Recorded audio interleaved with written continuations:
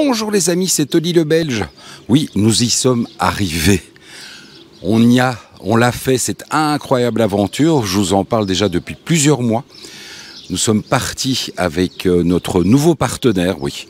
Je divulgue un peu l'info, puisqu'on va vraiment maintenant bosser ensemble avec V8 Events. Parce que voilà, on vient de vraiment faire un voyage hallucinant, incroyable. 1260 km de découverte.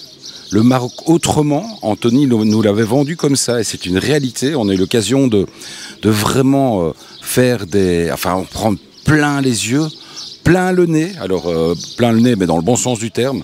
On s'en est pas mis plein le nez, mais les odeurs au Maroc sont tout à fait incroyables. On ressent le thym, on ressent l'origan, on ressent le safran, plein de choses. Et puis effectivement, des journées de 5 à 6 heures de bécane. On était sur un très beau level, ça dépend d'un groupe à l'autre. On avait vraiment beaucoup de chance nous étions avec des Suisses allemands qui roulaient extrêmement bien, extrêmement propre et c'est très important effectivement. Mais bon, Anthony était devant et donnait le tempo, Kirin était derrière pour transporter nos bagages, etc. Vous voyez que c'est vraiment une proposition 4 étoiles, si pas 5 étoiles ou 6 étoiles que Kirin et Anthony vous proposent, parce que c'est vraiment quelque chose où vous allez être le cul dans le beurre, on peut le dire, du premier au dernier jour. Avec effectivement, ça faisait pas partie des plans de départ, mais c'est vrai qu'on a quand même testé également un petit peu le côté médical du truc, puisque vous le savez, je me suis pris une grosse tôle dans le Fèche. Alors le Fèche c'est quoi ? Le Fèche c'est simplement, vous avez toujours l'impression que c'est un petit chemin de terre pierreux, bien sympatoche, sauf qu'à un moment donné vous rentrez sur une espèce de petite, comme des petites tablettes de chocolat légèrement craquelées, c'est très mignon. Et en fait juste devant moi j'avais effectivement vu qu'il y avait eu un motard, qu'il y avait eu quelques petites difficultés, donc je me suis dit je vais prendre une autre ligne. Et puis la moto s'est arrêtée d'un coup et je ne vous dirai pas le dernier mot que j'ai dit à Sarah juste avant l'envol, mais pour renommer Cambronne, j'ai dit un gros mot. Et puis tout était fini, on était dans la poussière. Et ce qui est extraordinaire, c'est que directement, on était pris en main. Kirin est revenu avec la camionnette. Il est venu chercher Sarah qui avait quand même son genou qui était bien abîmé. Tout était pris et on aurait pu être beaucoup plus gravement blessé, ce qui n'était vraiment pas le but, mais on aurait pu être beaucoup plus blessé et vraiment tout le monde s'y est mis. Et c'est vrai qu'on avait un groupe extraordinaire parce que il y avait pas mal de personnes qui avaient quelques notions de secourisme. Tout le monde s'est occupé de Sarah. Moi j'étais en train et c'est clair que on le sait, dans ces cas-là vous tournez un peu comme un abruti parce que je savais pas quoi faire, mais heureusement il y avait tout le groupe est resté solidaire jusqu'au bout et c'était extraordinaire. Et c'est pour ça que je parle d'une aventure vraiment une aventure humaine, parce qu'on s'est rendu compte que tout le monde était là, tout le monde était là pour une chose, le plaisir de la moto, mais aussi pour qu'on soit un groupe soudé. Et je vous assure que comme avant les lofters le disaient, mais c'est vrai que passer une semaine ensemble où on vit tous la même chose, où on vit tous les mêmes galères, la même chaleur, ou la même fraîcheur, parce qu'on a eu froid par moment aussi, ça soude vraiment un groupe. Et on a passé une soirée hier soir incroyable. Même Sarah qui a bu du vin blanc, c'était une catastrophe, mais bon, c'était vraiment extraordinaire. Et je voulais le valider parce que j'ai déjà fait des voyages moto qui sont plus des trucs un peu touristiques, chiants, où on voit pas grand chose. Ici on a vraiment vu des paysages incroyables. On s'arrête en moyenne toutes les heures quart. Dès qu'il y a un moment, un site vraiment intéressant, on est là pour faire les photos, on est là pour faire les films.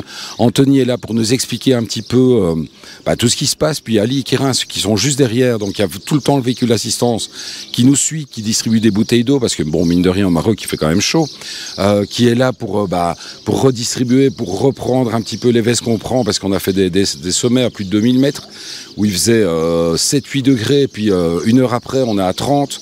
Donc vous voyez les différences de température, les différences de paysage, c'était absolument fou. Et évidemment, cerise sur le gâteau, c'est la plupart du temps les hébergements le soir. On a été dans vraiment de tout, c'est-à-dire qu'on est passé d'hôtel dans un riad, dans une forteresse, un truc très simple. Bon, c'était pas la meilleure nuit puisque c'était la nuit, on s'était planté. Effectivement, on s'est retrouvé dans des palaces à El Sabeira où on était dans un palace incroyable. Ici, c'est en fait la base et la base de départ et la base de retour. Sarah vous l'a montré, donc on a une chouette petite piscine dans un endroit extraordinaire. Et vraiment, je peux vous dire que on va le refaire.